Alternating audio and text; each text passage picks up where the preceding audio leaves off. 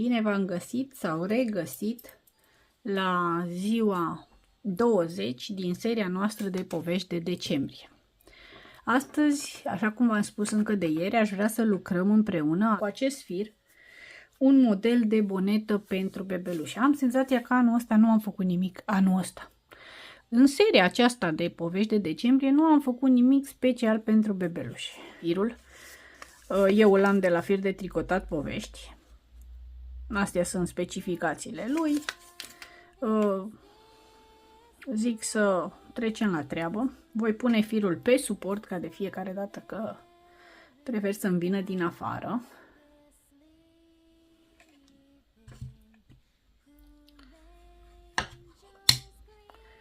Și vom pune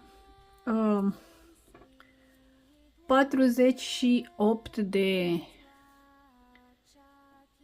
ochiuri pe andrele. Andrelele sunt de 4. Precizarea este următoarea. Se lucrează multiplu de 4 ochiuri. Deci voi puteți, în funcție de mărimea pe care vreți să o faceți, e un model pe care îl puteți folosi inclusiv la căciulile de adulți. Deci puneți ochiurile necesare pentru proiectul vostru. Și de data asta voi pune doar așa ochiurile. 4, 5. Voi pune 48 de ochiuri și ne vedem imediat. În final, am să vă spun că am pus 52 de ochiuri, mi s-au părut totuși puține 48 și așa că am pus 52. Și acum, la rândul 1, voi face toate ochiurile pe dos. Deci la rândul acesta nu avem nimic special, toate ochiurile sunt lucrate pe dos.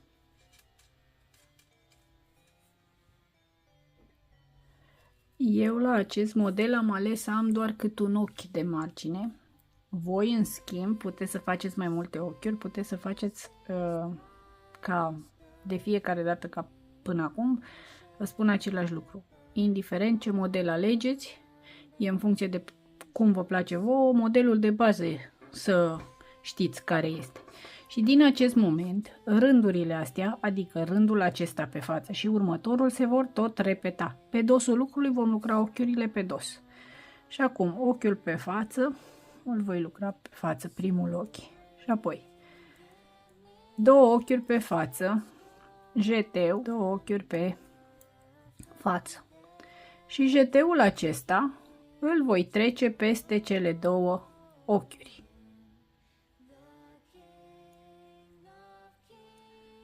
Și din nou, 2 ochiuri pe față, jeteu, 2 ochiuri pe față. Și jeteul îl trec peste cele 2 ochiuri. 2 ochiuri pe față, jeteu, 2 ochiuri pe față și jeteul îl trec peste.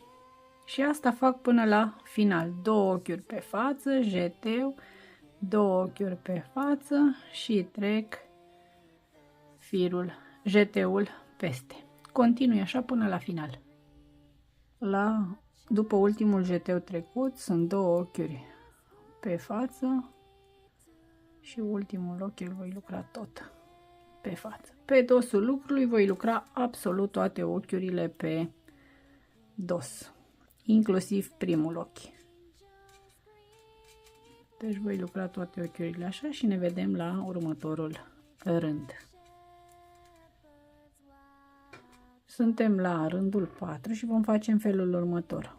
Primul ochi îl vom lucra pe față și acum jeteu, 2 ochiuri pe față, trecem jeteul peste și 2 ochiuri pe față și iarăși jeteu, 2 ochiuri pe față, trecem jeteul peste și 2 ochiuri pe față.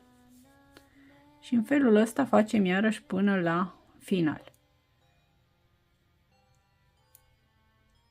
Și așa vom intercala aceste 2 rânduri, deci practic o dată a fost aici, o dată este așa. Se intercalează aceste barete. Și în felul acesta, pe fața lucrului vom avea odată începem cu 2 ochiuri pe față, jeteu, 2 ochiuri pe față și trecem jeteu peste. A doua oară facem jeteu, 2 ochiuri pe față, trecem jeteul peste și 2 ochiuri pe față. Pe dosul lucrului vom face întotdeauna ochiurile toate pe dos. Și vom lucra în felul acesta pentru aproximativ 10 cm. Eu o să lucrez așa vreo 10 cm și ne vedem imediat și povestim cum facem în continuare.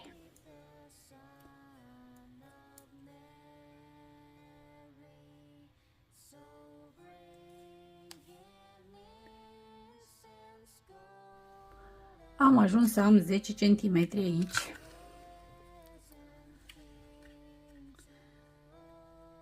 Și acum, eu aici ar trebui să fac rândul pe dosul lucrului, da? Pentru că am terminat un rând din acesta cu jeteuri trecute peste ochiuri și acum în momentul ăsta ar trebui să fac un rând pe dos. Doar că din acest moment eu voi începe să lucrez circular pentru că vom începe să facem scăderile. Și voi face prima dată un rând cu toate ochiurile lucrate pe față.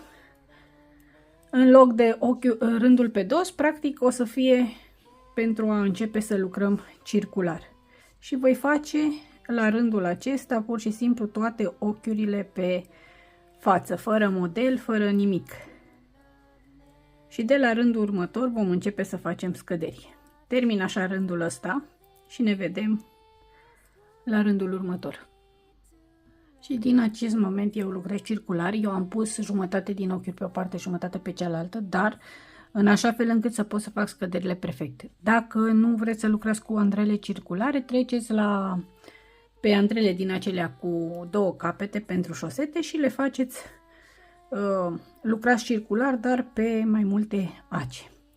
Și acum vom face în felul următor. Avem primul rând cu scădere și vom face 6 ochiuri pe față, 2, 3, 4, 5, 6 și 2 ochiuri lucrate împreună. 1, 2, 3, 4, 5, 6, 2 ochiuri lucrate împreună. 1, 2, 3, 4, 5, 6, 2 ochiuri lucrate împreună. Facem așa până la finalul rândului. 1, 2, 3, 4, 5, 6, 2 împreună. Și aici mai avem 4 și vom face un ochi pe față, 2 împreună și un ochi pe față. Și aceste 3 ochiuri le vom tot repeta doar așa, doar pe ele 3 singure, fără să facem acolo o scădere. Rândul acesta, deci un rând este cu scădere, rândul acesta va fi cu toate ochiurile pe față. Nu vom face niciun fel de scădere la acest rând. Doar ochiuri pe față.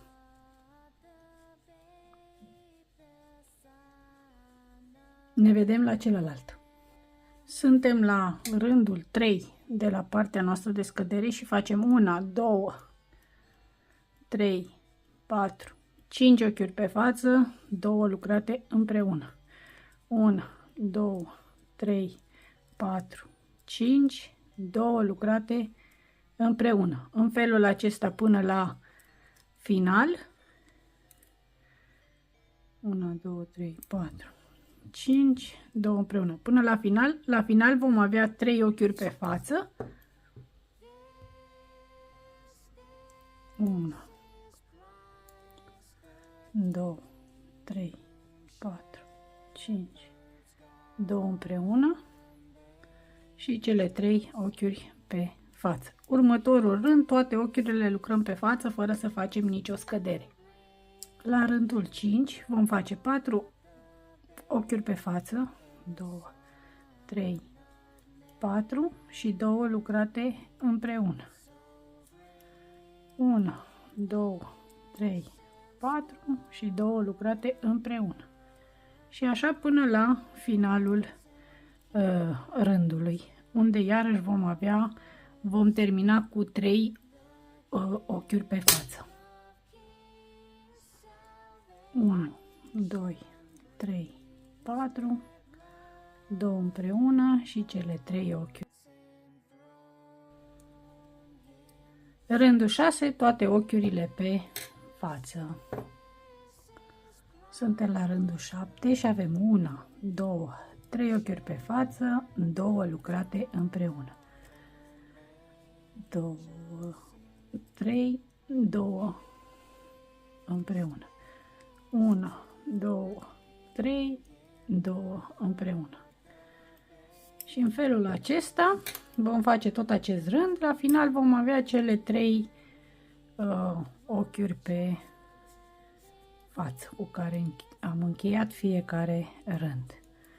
1, 2, 3, 2 împreună. 1, 2, 3, 2 împreună.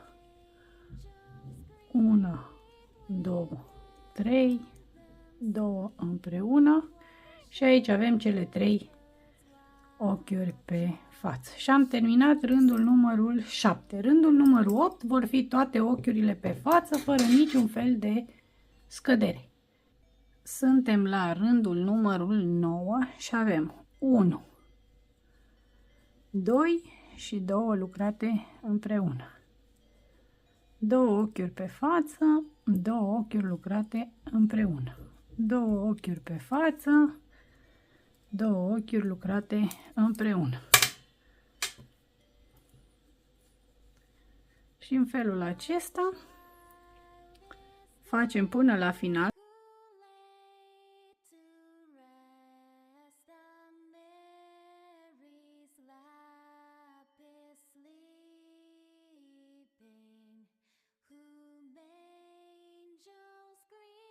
Și acum rândul numărul 10, nu vom mai lucra toate ochiurile pe față, ci va fi un rând de scădere și vom face un ochi pe față și 2 lucrate împreună. Un ochi pe față, 2 lucrate împreună. Deci mi-era atât de dor să lucrez așa ceva micuț, un proiect atât de... Ador lucrurile pentru copii, deci efectiv le ador. Și poate că pentru anul 2026 ar trebui să mă gândesc serios la treaba asta și să fac cât mai multe articole din astea de bebeluși, eventual pentru ședințele foto. Că prea îmi sunt dragi.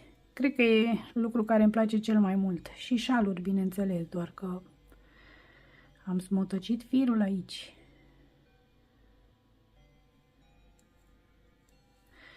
Și aici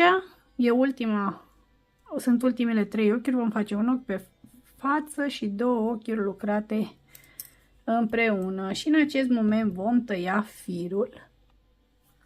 Nu foarte lung, că doar ne trebuie să prindem ochiurile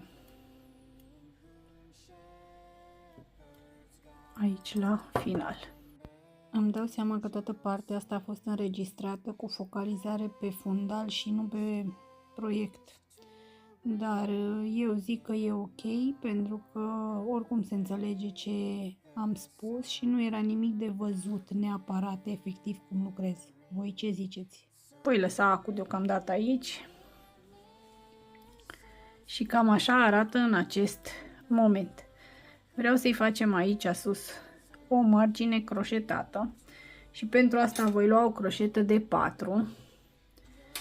Voi da îndrelele la o parte și vom face în felul următor.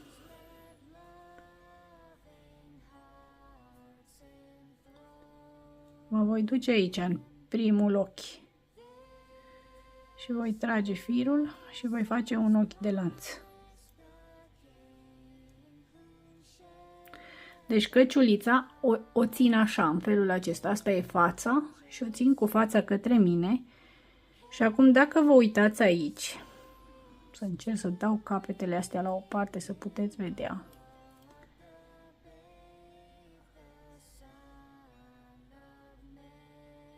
Așa. Aici avem niște barete care se văd aici pe spatele începutului nostru de rând. Unde am montat ochiurile, nu pe aici vom lua. Ia să iau acul să vă arăt, să încerc să vă arăt cât de bine pot. Mă întrebam unde am pus acul. Deci nu prin baretele astea de aici din față, ci aici pe spate, da? Prin astea voi introduce croșeta. Și vom face picioruș alunecat în toate aceste barete. Nu strângeți lucru. Dacă lucrați foarte larg, luați o croșetă mai mică. Dacă lucrați foarte strâns, luați o croșetă mai mare. Și în felul acesta facem o bordură cu piciorușe alunecate.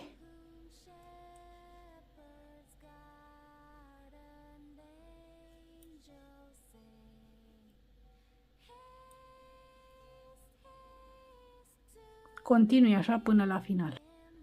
În acest moment eu voi tăia un fir pe care ulterior îl voi ascunde. Și așa arată în acest moment căciulița noastră. Puteți, dacă vreți, să nu tăiați firul aici și să mergeți să faceți o margine croșetată de jur împrejurul căciuliței. Eu, în schimb, n-am să fac acest lucru. Acum va trebui să facem niște bordoane, sau cum să le spun, ca să legăm sub bărbie căciulița. Și pentru asta n-am să fac nimic deosebit, ci voi lua pur și simplu niște fire pe care le voi împleti. Puteți să faceți ochiuri de lanț,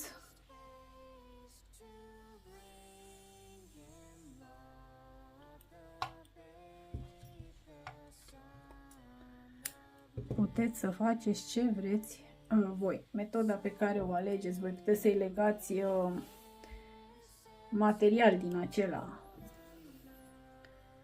gen organza. Mă voi duce aici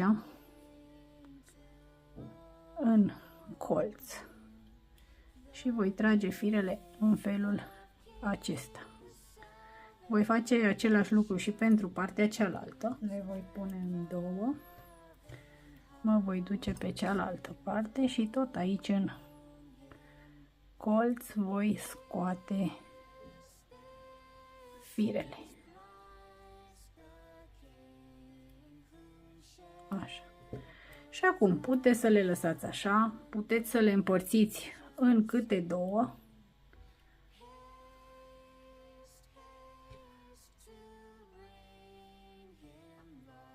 Și pur și simplu să le împletiți.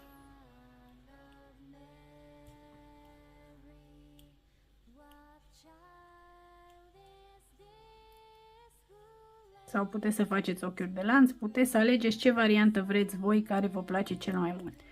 Eu o să le împletesc așa până jos și ascund toate capetele și vă arăt finalul. Și așa arată neblocată și așa arată blocată. Se așează foarte frumos, modelul se vede foarte frumos și are aproximativ 12 cm.